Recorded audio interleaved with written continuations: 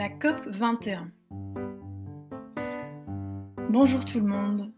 Connaissez-vous l'accord de Paris? Le 12 décembre 2015, Paris a accueilli les 195 pays membres de l'ONU pour la COP 21. L'accord de Paris est le premier accord universel sur le réchauffement climatique. C'est le texte le plus largement et le plus rapidement signé dans l'histoire de l'humanité. Qu'est-ce que c'est une COP? COP signifie la conférence des parties ou Conference of the Parties en anglais. La COP 21 est la 21e conférence mondiale sur le climat.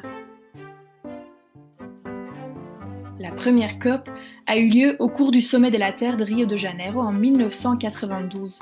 Là, les membres de la COP ont rédigé une convention qui reconnaît l'existence d'un changement climatique d'origine humaine et qui donne aux pays industrialisés la responsabilité pour lutter contre ce phénomène. Quels sont les objectifs de la COP 21?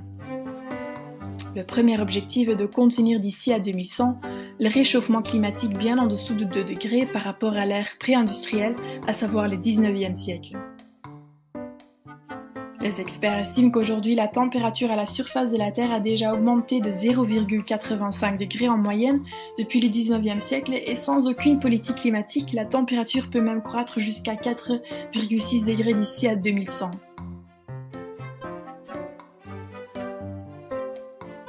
Deuxièmement, l'accord de Paris a déterminé le financement à 100 milliards de dollars pour réaliser les objectifs. Ce montant doit permettre aux pays en développement de s'adapter au réchauffement.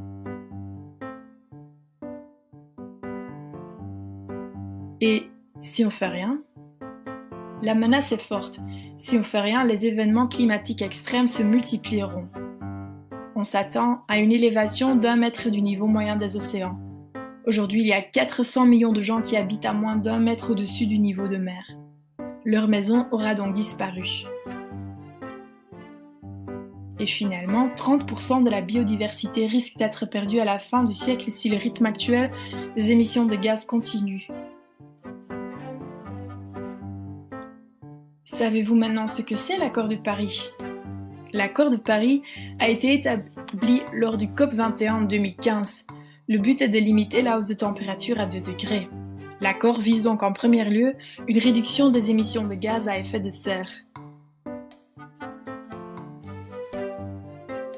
Et vous, qu'est-ce que vous pouvez faire pour réduire votre empreinte écologique?